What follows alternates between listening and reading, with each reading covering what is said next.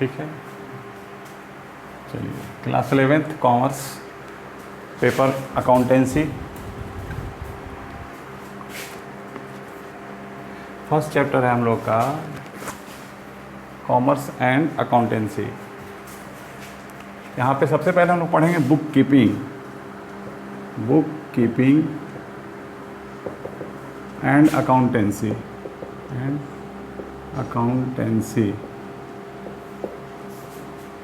Book keeping को हिंदी में बोलेंगे पुस्तपालन।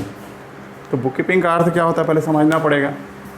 बुक कीपिंग का अर्थ होता है व्यापारिक व्यवहार जो होते हैं, उन व्यापारिक व्यवहारों को उचित पुस्तकों में लिखने की कला व विज्ञान पुस्तपालन है। ये डेफिनेशन दिया हुआ किसका? J.R. बॉटली बॉय का है।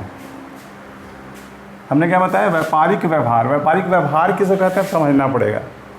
ट्रांजैक्शन, बिजनेस ट्रांजैक्शंस को हम लोग बोलते हैं व्यापारिक व्यवहार।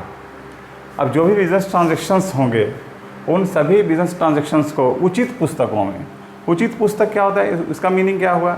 जो भी बुक्स ऑफ अकाउंट्स रखे जाते हैं बिजनेस में, फॉर एग्जांपल कैश बुक है, सबसे पहला जर्नल एंट्री होता है और जर्नल एंट्री को लिखने के लिए जर्नल बुक्स का प्रयोग किया जाता है। जर्नल बुक्स के बाद जो मेन बुक्स होता है बिजनेस में उसको बोलते हैं कैश बुक, लेजर, उसका बाद परचेस बुक है, सेल्स बुक है, एट्सेट्रा। इस तरह के बहियों को रखते हैं व्यापार में। उन जो है बहियों में जो भी लेन देन होगा।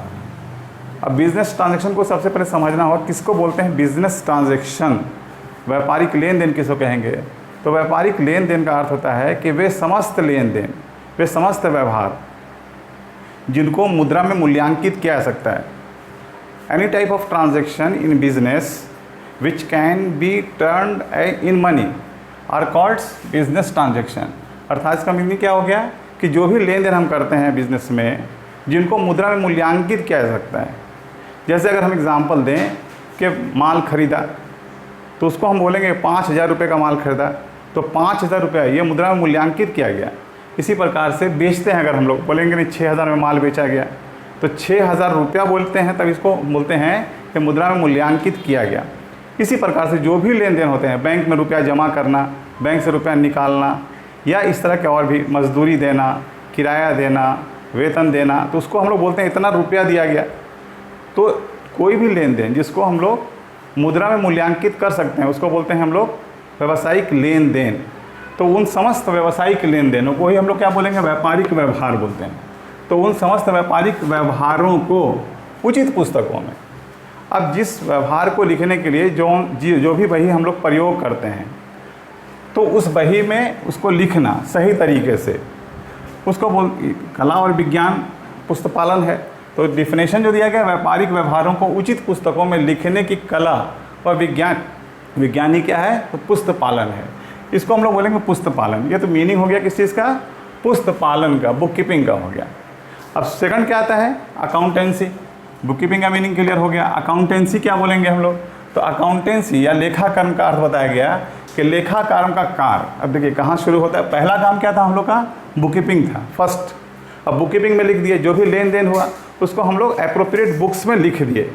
जो पुस्तक है उसमें हम लोगों ने उसका एंट्री कर दिया। अब उसको करने के बाद क्या है? सिर्फ कर देने से काम समाप्त हो जाएगा क्या?